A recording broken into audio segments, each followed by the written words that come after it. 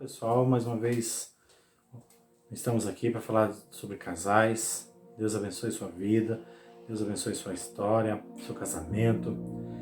Antes de orar, antes de entrar na palavra, feche seus olhos onde você estiver. Deus e Pai, em nome de Jesus, nós te louvamos, te agradecemos. Abençoe cada um desses casais que aqui ouve essa mensagem, Senhor Deus. Que teu Espírito Santo venha trazendo paz, trazendo entendimento, trazendo acordo, Senhor Deus. Que teu poder e a tua graça operem um milagre na vida desses casais, Deus. Fala conosco, fala comigo, Deus. Me usa como ferramenta em tuas mãos. Eu te peço em nome do Senhor Jesus Cristo. E a tua graça nos basta. Amém, glórias a Deus. Amém. Hoje eu quero falar com você, meu querido, sobre o egoísmo no casamento. E ser, egoísta no casamento, hoje, infelizmente, é uma das coisas que mais acontece dentro do casamento. E é triste, por um lado, ver isso, o egoísmo dentro do casamento. É triste ver que muitas pessoas, às vezes, partem para o individualismo, partem para aquilo que é ruim, o egocentrismo dentro do casamento, às vezes anulando o sentimento do outro. Isso é muito desagradável, isso é muito ruim. E eu quero falar isso com você nessa tarde, nesse dia, falar com você sobre esse assunto. Amém? Então vamos lá. O egoísmo no casamento é o inimigo dentro do casamento. Quando uma pessoa é solteira, ela está livre para fazer aquilo que ela bem entende da sua vida. Só que a partir do momento que você se casa, meu querido, essa liberdade acaba. Você é livre, mas entenda o seguinte, que você precisa estar ciente que você não estará mais sozinho ou sozinha daqui para frente. Ou seja, você tem alguém que você tem que contar, colaborar. Aquela vontade sua não pode ser mais a vontade que prevalece, tem que ser a do casal. Mesmo a partir do momento que você começa a namorar, você precisa entender que o teu casamento, aliás, o teu relacionamento, ele está realmente linkado a essa prestação, teoricamente, de conta ao próximo. Ok? Então você não precisa não tem que ser uma pessoa egoísta. Você precisa ser uma pessoa que pensa no sentimento do outro, que, assim como você tem emoções, assim como você tem sentimentos, assim como você tem pensamentos, o outro também precisa, o outro também tem e precisa do seu apoio em todo o tempo. Então, a tendência hoje é o egoísmo. E o egoísmo, infelizmente, é uma coisa que tem marcado muitos casamentos. Então, falar sobre isso, quero falar para vocês sobre o texto que está lá em Filipenses 2, versos 3 e 4, que diz o seguinte: não façam nada por ambição egoísta ou por vaidade, mas humildemente considere os outros superiores a si mesmo. Cada um cuide não somente dos seus interesses, mas também dos interesses do outro. Tá vendo aqui? Olha aqui. Cuide não somente dos seus interesses, mas do outro. A gente precisa parar com essa mania de que só eu preciso me dar bem, só eu tenho sentimento. Peraí, o outro também, como eu disse, também tem sentimentos. Também sofre e precisa do seu apoio. Então, o egoísmo não é algo que deva ter espaço nas nossas vidas. Mas, infelizmente, isso não é uma verdade. Isso ainda tem, principalmente dentro do casamento, Porque depois que você casa, no primeiro momento você compartilha tudo é bonito, mas depois de um tempo vai criando-se um vínculo, e aí esse vínculo às vezes acaba se tornando egoísta, acaba se tornando distante um do outro, e aí é onde vem as consequências do egoísmo dentro do casamento. Aí um já não se importa mais com o sentimento do outro, ou o que o outro está falando, ou o que o outro está pensando. Simplesmente passa por cima, e o que não é legal, ok? Então, a palavra grega, que é o texto que a gente leu aqui, ambição egoísta, que diz o seguinte, significa lá, no grego, eritheia, que significa peleja, na Almeida corrigida, discórdia na Almeida atualizada, ambição egoísta na NTLH, e egoísmo na versão NVI. Então, o esforço constante para conseguir o melhor para si próprio, que é outra versão também que nós temos da Bíblia, tradução da Bíblia. Esse vocábulo grego também significa uma distinção requerida, um desejo de colocar-se acima, um espírito partidário, faccioso. Olha que palavra forte. A palavra ambição egoísta significa partidarismo ou facção. Você não está concorrendo, meu querido, minha querida, com o seu cônjuge. Você precisa entender que você está casado com uma pessoa que é o teu aliado, não seu inimigo, ok? Então somos todos diante de Deus, né? Isso está lá em Gálatas 3:28, que diz: não há judeu, nem grego, escravo, nem livre, homem nem mulher, pois todos somos iguais perante Cristo, o Cristo Jesus, né? Como está aqui na tradução. Quem exerce comportamentos de egoísmo, achando que seus interesses são mais importantes e melhores do que o cônjuge, causa impacto frequente no relacionamento. E aqui é uma grande verdade, porque isso acontece nos casamentos. Né? Uma disputa de ego, uma disputa de interesses, e onde isso acaba dando choque dentro do casamento. Mas a minha vontade, eu perdi minha liberdade, não posso fazer aquilo que eu quero? Você pode fazer aquilo que você quer, desde que você consulte o teu cônjuge. Né? Um não pode amarrar o outro, um não pode prender ao outro, mas um precisa respeitar a vontade do outro. O que nós não vemos hoje é o respeito que tem um pelo outro dentro do casamento. E isso é muito sério. Né? O respeito, a falta de respeito dentro do relacionamento. Então a insistência em colocar-se acima do outro e não respeitar a individualidade, os desejos e o pensamento do parceiro ou da parceira, pode gerar uma ruptura emocional. Olha aí, uma ruptura. Pode trazer danos emocionais na alma. O que é sério isso?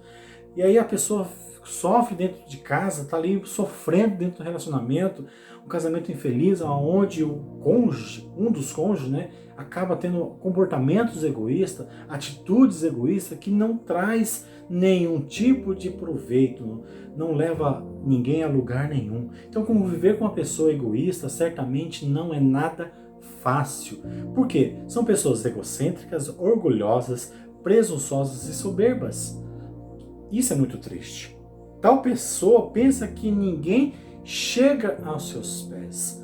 Então, meu querido, hoje eu quero que você, aí onde você estiver ouvindo essa mensagem, coloque-se diante de Deus e peça perdão pela atitude que você tem tomado de egoísmo dentro da tua casa, com teu cônjuge, com teus filhos, com a tua esposa, com o teu marido.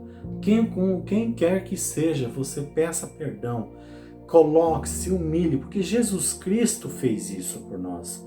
Não importa o que o seu cônjuge faça, a pessoa está sempre achando que ela, né, está acima dos outros. Nada parece ser suficiente. Olha que triste isso. Né? A pessoa é triste, a pessoa é egoísta, nada chega ao seu alcance. Né? Os outros, como se os outros não fizessem nada de bom. Para com isso. Né? Isso não é um pensamento correto, isso não é uma atitude cristã, não é uma atitude que você deva ter dentro do teu casamento, porque o egoísmo está reinando, predominando, e isso não é legal, isso não é bacana, vai trazer descontentamento com o tempo, ok? Então isso gera frustrações frequentemente. Então vamos ler aqui mais um trecho de Filipenses 2, agora do verso 5 ao 8, que diz o seguinte: seja a atitude de vocês a mesma de Cristo Jesus. Embora, sendo Deus, não considerou que o seu ser igual a Deus, era algo o que devia apegar-se. Olha aí, Jesus, que foi Jesus, não se apegou a ser igual a Deus. Antes se esvaziou-se a si mesmo, vindo a ser servo, tornando-se semelhantemente aos homens. Ele se fez homem por mim e por você, meu querido. Tornando-se semelhante aos homens. E sendo encontrado em forma humana, humilhou-se a si mesmo e foi obediente até a morte e morte de cruz. Jesus não precisava, mas ele quis nos dar o exemplo. Então, se Jesus deu exemplo, por que nós não podemos dar o exemplo de que eu preciso me humilhar? Ah, mas eu vou ser capaz do meu cônjuge? Não, não é isso que eu estou falando. Estou falando porque você parar com essa arrogância, com essa prepotência, com esse orgulho, e desculpa a palavra, mas um orgulho estúpido. E se você faz isso, peça perdão, se arrependa, se humilhe diante de Deus. Então, se alguém a quem devemos nos espelhar, é sempre Jesus Cristo. É esse que tem que ser o nosso modelo, né? Ele não foi orgulhoso, ele não foi egoísta, e nem foi arrogante. Ele não precisava fazer isso, mas fez por amor a mim e a você. Ok? Ele escolheu nos amar, independentemente da imperfeição nossa. Ou seja, ele se doou. Então se doe para o seu marido, se doe para a sua esposa, se doe para o teu cônjuge, se doe para os seus filhos, ok? Para que você experimente uma agradável vontade de Deus, a perfeita e agradável vontade de Deus, ok? No casamento perfeito entre noivo e a igreja, né, que somos nós, este é o perfeito casamento no qual devemos nos espelhar. Esse é o exemplo que nós devemos ter. Jesus Cristo, né? Ele trouxe um exemplo muito simples, se humilhou. Né? Imagina, Jesus não precisava e ele se humilhou por amor a nós. E não se achou melhor do que ninguém. Ou seja, ele, né, se entregou, se doou. É uma escolha, isso não é uma escolha, é um estilo de vida de quem escolhe, para aquele que escolhe amar. Então se você, meu querido, está aí com essa pessoa que está do teu lado, porque não fui eu que escolhi, foi você que escolheu. Eu costumo falar isso sempre. Mas, se você escolher essa pessoa que está do teu lado aí, respeite-a, ouça o que ela tem a dizer, abra o teu coração para ela e deixa ela também abrir o coração, para que vocês possam aproveitar todos os dias um casamento agradável, um casamento perfeito, um casamento onde os princípios de Deus prevalecem sempre, ok? E continuando em Filipenses 2, agora no verso 14 e 15, ele diz o seguinte: façam tudo sem queixas e nem discussões. Olha aqui que desafio dentro de um casamento. Sem queixas, ou seja, parar de murmurar, e sem discutir, sem brigar. Como eu falei, seu cônjuge não é o teu inimigo. Ele continua, para que venham a tornar-se puros e irrepreensíveis, filhos de Deus, inculpáveis, em meio a uma geração corrompida e depravada, na qual vocês brilham como estrela no universo. Você tem que ser exemplo, o teu casamento tem que ser exemplo, meu querido. As pessoas têm que olhar para vocês e falar: nossa, eu sei que vocês têm dificuldade, mas vocês conversam, vocês entendem, vocês entram num acordo. Isso é difícil, né? Você entrar num acordo facilmente com o teu cônjuge logo depois de uma discussão ou para resolver uma situação. Então, para ter um casamento segundo Deus, vocês não podem mais dar lugar ao egoísmo, às críticas, às reclamações, às discussões e às brigas. É claro que eventualmente vai acontecer as famosas DRs, discussão do relacionamento, porém a sua casa não pode ser um lugar de briga, de guerra. Coloquei aqui, né? A sua casa não pode ser um lugar de trincheira onde a guerra, os ataques, as disputas de egos é frequente ou são frequentes. Então, ter um caráter puro e irrepreensível no relacionamento ou nos relacionamentos só dependerá de quanto você vai se entregar para o outro. Se você se entregar, meu querido, eu te garanto que você vai ser abençoado e o seu casamento será mais abençoado ainda. Você terá paz, você terá alegria, você curtirá o teu cônjuge. E isso é muito bom, isso é muito legal. Então, eu coloquei aqui, né? Geração corrompida e depravada, que é o texto que nós lemos há pouco. Que é isso? Paulo estava dizendo isso a Filipenses há 2000 anos atrás, há mais de 2000 anos atrás. Desculpem, me enrolei. E essa palavra é tão atual quanto agora, não é verdade? Por quê? Vivemos numa geração egoísta, então os meus gostos, as minhas vontades, os meus desejos, o meu dinheiro, a minha vida, tudo, sabe, a palavra meu, minha,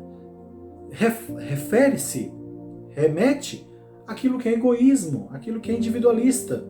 Então as pessoas são incapazes de se colocar no lugar do outro e saber que o outro também pode sofrer de repente com alguma situação que você não agradou. Saiba, se coloque no lugar do outro. Aliás, no momento como nós estamos vivendo hoje no mundo, no Brasil e no mundo, precisamos ter empatia, de saber se colocar no lugar do outro sempre, ok? Porque apesar de toda a tecnologia e facilidade de comunicação, que poderiam ser mais um motivo de unir as pessoas, nunca as pessoas estiveram tão afastadas. Olha que coisa interessante. Celulares, computadores são esconderijos onde muitos se isolam das outras pessoas e até dos seus cônjuges.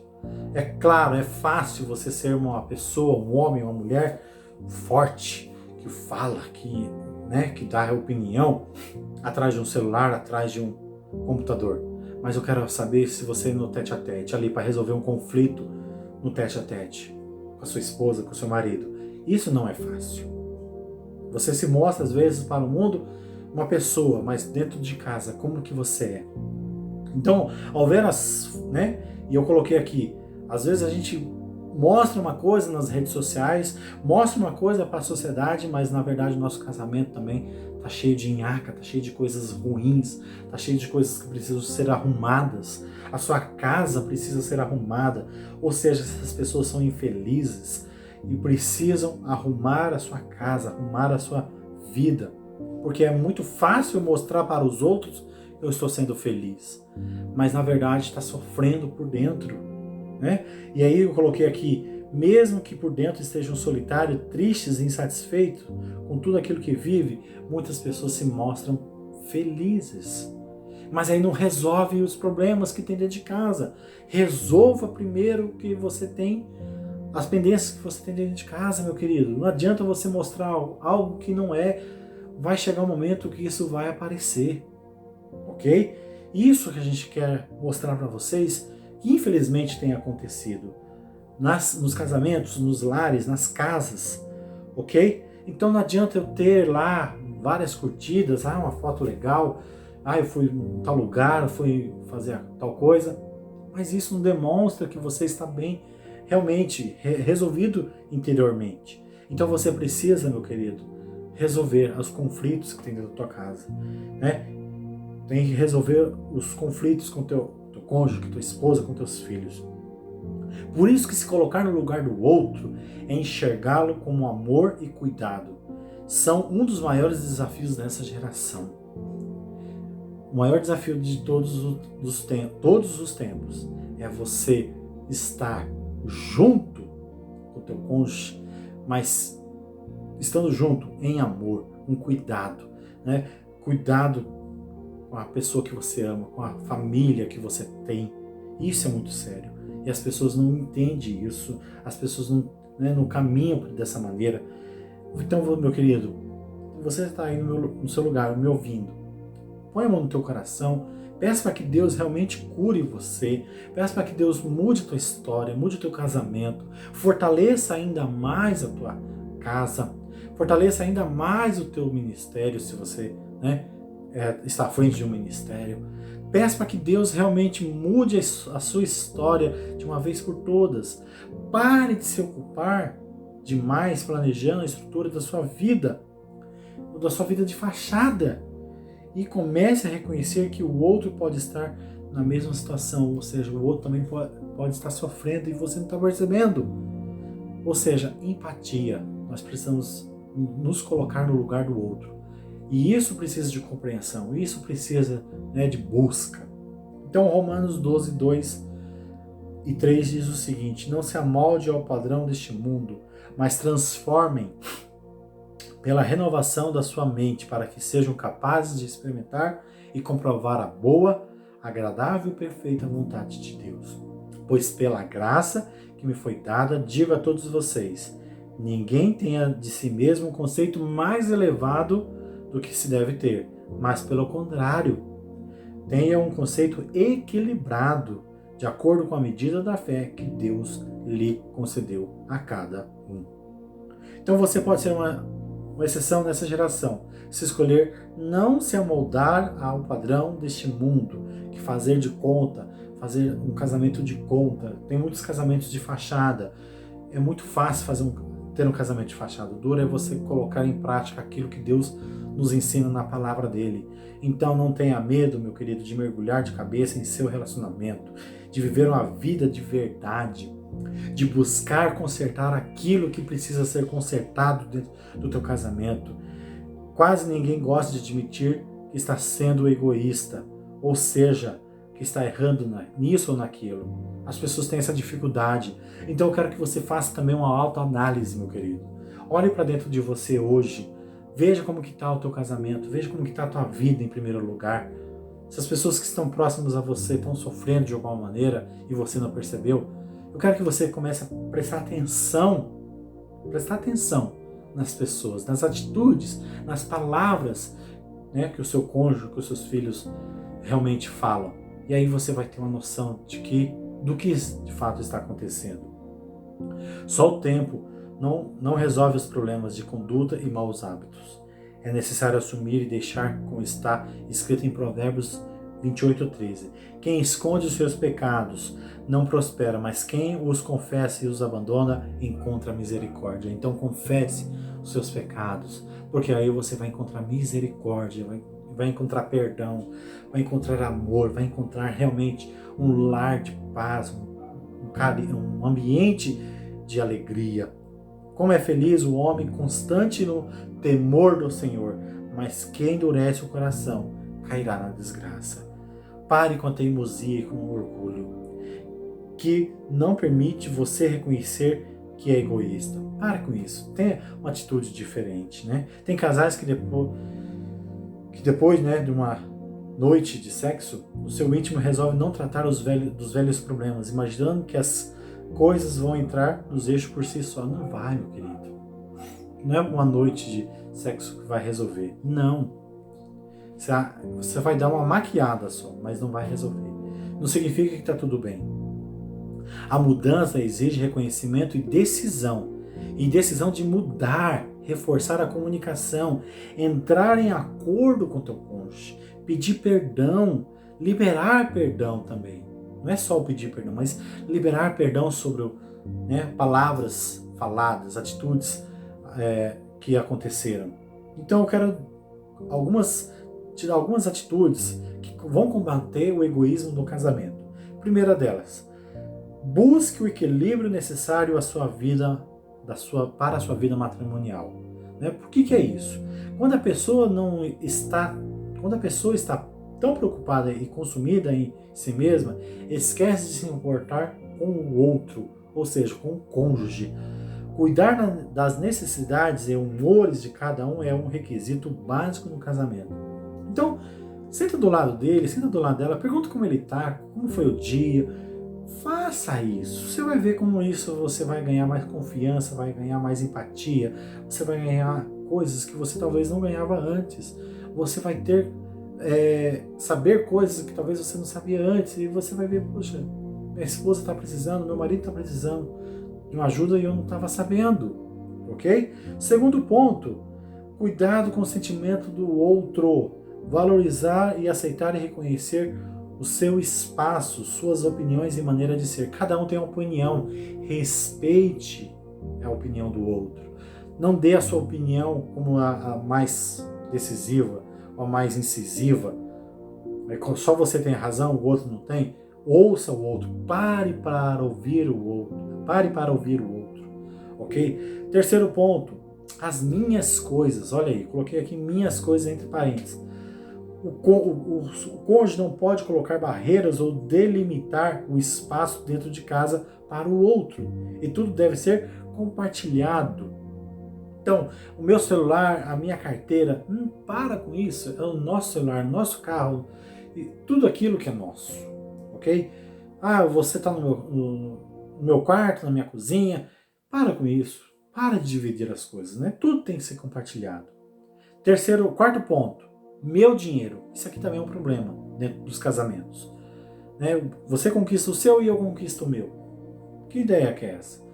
Então, se nós somos uma só carne, tudo que é meu é seu e tudo que é seu é meu, inclusive as dívidas, ok? Então, pare de ter essa atitude egoísta. Quinto ponto, muitos costumam reivindicar o meu tempo livre, dando como desculpa: eu trabalho o dia inteiro, será que não posso relaxar um pouco? A partir do momento que você se casou, meu querido, ou uniu as escovas de dente, né, eu coloquei aqui, a esposa e os filhos são prioridade no seu casamento, no seu tempo. Para um casamento sadio, é importante que gastem tempo de qualidade juntos, ok? Não somente com você, não somente sozinho, só você no seu mundinho, ok? Vamos fazer isso? Sexto ponto, a minha vida, que minha vida, né? Reivindicam os outros. Deve ser compartilhada e preciso dar satisfação ao meu cônjuge, sim, o tempo todo. Eu preciso prestar conta, sim. Se eu não devo, eu não tenho. Então eu vou lá prestar conta, falar, olha, aconteceu isso, aconteceu aquilo. Por quê? Às vezes você tem um problema e você não consegue resolver. Aí você compartilha para o teu cônjuge. Ele fala, mas você já fez isso? Você já fez aquilo outro? Aí ideias são colocadas. E aí de repente você fala, poxa, não tinha pensado nisso. Isso é muito importante, ok? Sétimo ponto, minhas vontades. Meu querido, minhas vontades acabam. Sua vontade, a sua individual acaba. Tem que ser a nossa vontade. Aquilo que os dois querem junto, ok? Então eu coloquei aqui, alguns maridos e esposa querem que suas vontades prevaleçam sempre. Ninguém deve se anular para agradar o outro o tempo todo. As vontades e os anseios devem ser acordados. Por exemplo, se querem viajar, ambos decidirão juntos o destino e o quanto que eu vou investir e assim por diante. Na sociedade chamada casamento, ambos devem entrar em acordo quanto a todas as decisões relacionadas à família, ok?